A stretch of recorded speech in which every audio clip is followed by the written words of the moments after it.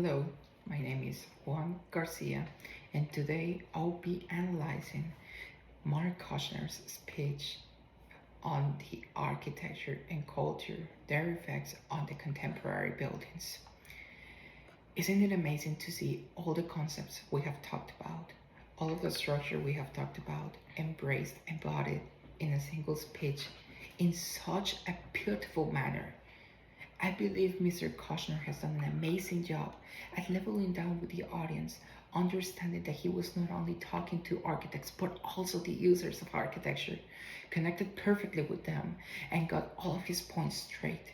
The body language transitions between main points, audience-centered presentation, and embodiment of the main topic, all of them successfully executed by Mr. Kushner. And in fact, let's break down the facts that make this a successful presentation. So first off, the body language. The speaker maintained a consistent body language with what he was talking about. When referred to the pendulum and juxtaposed with architecture, he swung his arms accordingly, but never abruptly. He was moving in the stage, but he was never sudden. He will always look at everyone in the audience to keep eye contact with them, to give them security, to make them feel safe, keeping them engaged throughout the whole presentation. Maintaining the correct posture when utilizing hands and body gestures. He will incline to raise along with his voice whenever he wanted to make a strong statement. He will depict a sense of comfort to the audience while at the same time passing the trust-proof test with the audience. His hands became an explanatory resource throughout the whole presentation, helping him explain better and smoother to the audience, creating also a sense of comedy, making them laugh and receiving positive feedback. The tone of his voice was appropriate, adjusted when needed so. At the instances, he will pause to let the audience breathe and analyze the information taken from the previous statements. The breadth and page control throughout the presentation helped him pause and analyze his audience reactions to what he was saying. The pitch of his voice also allowed for ironies, which became comedy appeal to historical buildings, clever to move to such pitch closer to him and his main points. Following up with this, I would like to talk about this pitch structure as a validation of the already stated success of this pitch. The historical hierarchy that introduced the structure and main subject of the speech. The speaker starts by introducing brutalism and other types of architecture throughout the previous century, and then he starts to build up little by little until the contemporary experiences.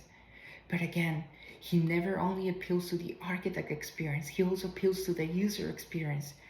So acknowledging that not everyone was an architect, he introduces architecture pieces to set people with the right references when talking about a specific architecture. The examples used critically appeal to a timeline, thus building up to a contemporary architecture and its effects on modern society. The reference to history versus innovation being the architect's pendulum gave the audience the correct metaphor of the client-architect relationship. Stating in this relationship, he argues why the creative process has been stronger in the past decades. The use of support evidence that connected the audience with the current state of architecture. He shows personal experiences using the media to create an impact on people on a cultural level. With me, I personally received and saw those pictures as a great example of how architecture affects everyone's life. Every time we see a picture of architecture, we are intrigued by it. We looked at it, we look at the comments, and then we go furthermore. We go to the architect's website, and then we start to do our own research.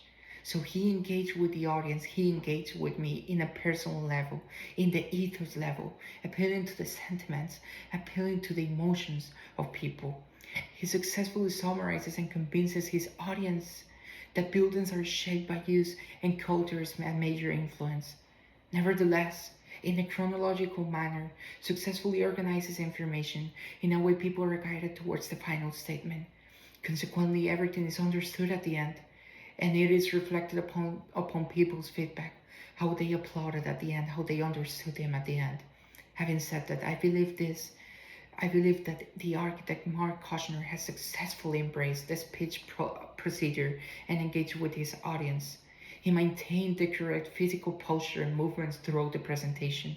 In addition, the chronological organization of the speech creates an organized and safe environment to the audience, successfully convincing and informing people with or without background in architecture. Mr. Kushner develops an in-depth analysis of previous and contemporary buildings while embracing a sentimental perspective of culture and its effects on us and how we build the new world. Thank you.